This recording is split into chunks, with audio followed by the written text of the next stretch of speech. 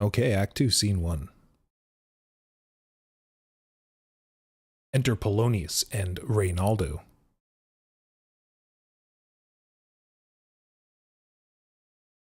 Give him this money and these notes, Reynaldo. I will, my lord. You shall do marvelous wisely, good Reynaldo, before you visit him to make inquire of his behavior. My lord, I did intend it. Marry, well said, very well said. Look you, sir, inquire me first what danskers are in Paris, and how and who, what means, and where they keep, what company, at what expense. And finding by this encompassment and drift of question that they do know my son, come you more nearer than your particular demands will touch it. Take you as 'twere some distant knowledge of him, as thus I know his father and his friends, and in part him.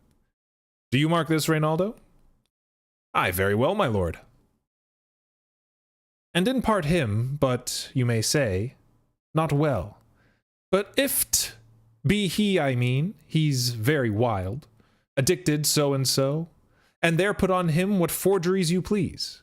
Marry, none so rank as may dishonor him. Take heed of that. But, sir, such wanton, wild, and usual slips, as our companions noted and most known to youth and liberty. As gaming, my lord? Aye, or drinking, fencing, swearing, quarreling, drabbing. You may go so far. My lord, that would dishonor him. Faith, no. As you may season it in the charge. You must not put another scandal on him, that he is open to incontinency.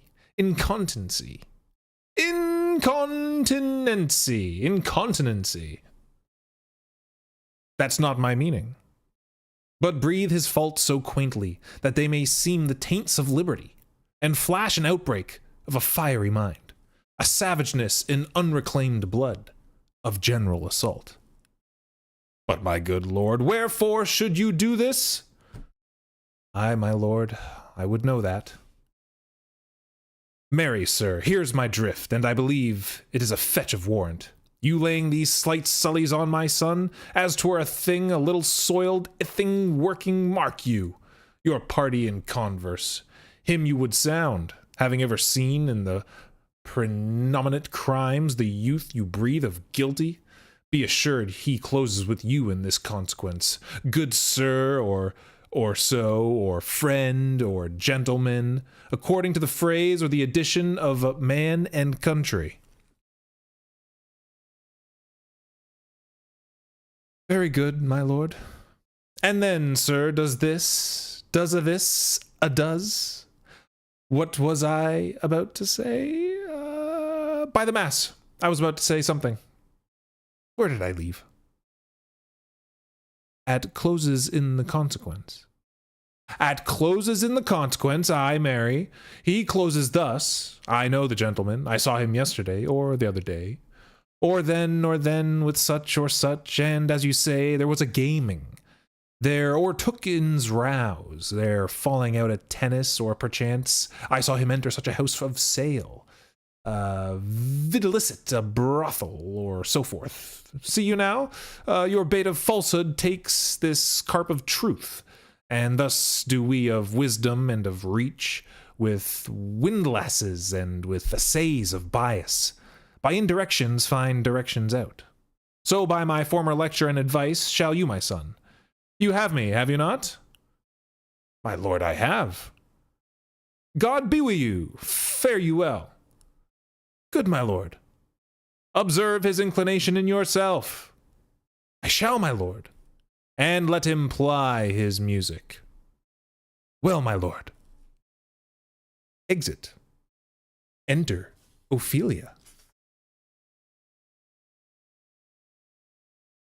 So Reynaldo's on his way to do Polonius' bidding here, and here comes Ophelia.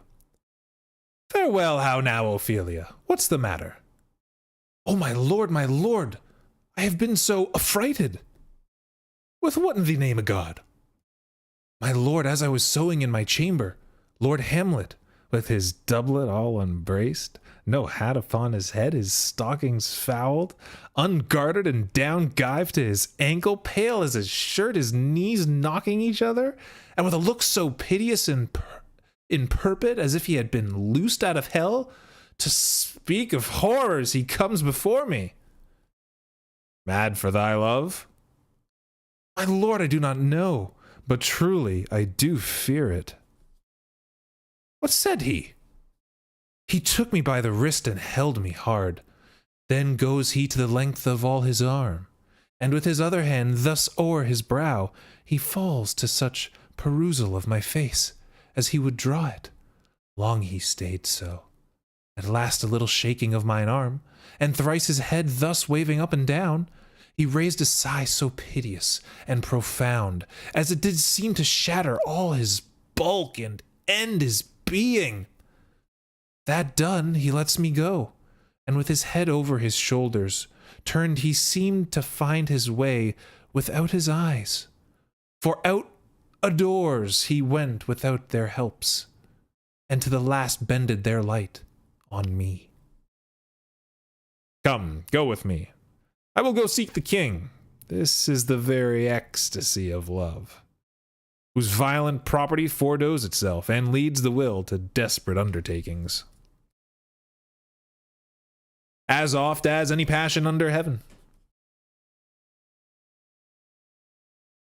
that does afflict our natures. I am sorry. As oft as any passion under heaven that does afflict our natures. I am sorry. What, have you given him any hard words of late? No, my good lord, but as you did command, I did repel his letters and denied his access to me. That hath made him mad.